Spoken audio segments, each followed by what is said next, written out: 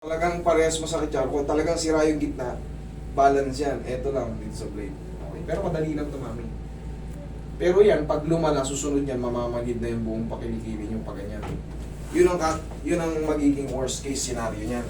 Tapos, siyempre, kung tinatawag nating rhomboid muscle, connected yung paganyan. Supraspinatus, infraspinatus, subscapularis, teres minor. Patungo yan dito sa susunod, kikilos mo ng ano ba to? Nangangawit na ako ng nangangawit. Pagkatagalan, pag hindi nyo pinaayos. Pero yan, gaya nga sabi ko, madali lang yung kaso ni mami. Senior moment. Yes, part lang ng ano yan, senior moment. Pero mas maganda yung naayos na kagad, nagsisimula pa lang, hindi yung hihintayin bang yung halos hindi ka makatayo. Relax lang. Doon naman nagsisimula sa maunti eh. Relax. Hanggat di mo siya pinaayos, dati nagaganyan ko pa to eh, masakit lang ng konti. Ngayon oh, Ayaw na. ayaw na. Tsaka mas madaling i-adjust yung mga bago-bago pa. Kasi less pa yung pain.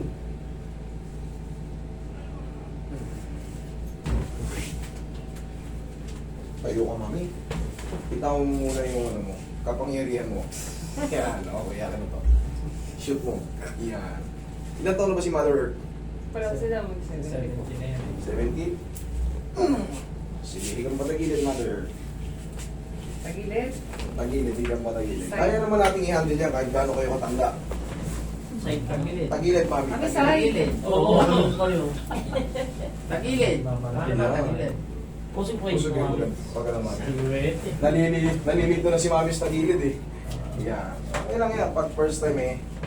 Ito, kadamay na yung balakang nito, mami. Para filtering eh.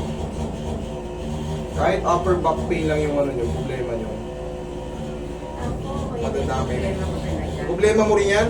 Oo, pag-ibig siya sa atin. Relax na. Kami relax. Relax mo lang sumunod ka. Yan. Hayaan nyo lang siyang tumunog. Dapa kay mami. Ganun pa nga, Healthy yan eh. Para pag kayo yung mga nagsusumba, huwag kayong tumigil. Basta, yung tama lang sa katawan nyo yung mga moves, hindi yung pang-ragid talaga. Pero kain ng kain after eh. Relax lang. Relax, mami. Kain ng kain after. Okay lang, basta susunod, papawis ulit. At least nasa cycle, hindi yung kain lang ng kain, walang papawis. Relax na. Relax.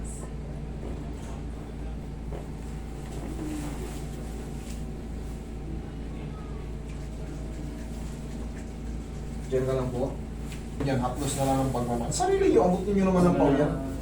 Ganun, ha? Initan ko na. O, pag nahaplos nyo ng pau, tsaka kayo mag... Ganyan. Yan. Kahit nga sa pader lang, bento lang, para... Kahit nakatayo kayo. Pero mas safe kasi pag nasa kama. Nakababa yung paa nyo. Safe yun. Okay, Kami relax. Exhale. Diyan lang muna. Magkatayo. A few seconds na.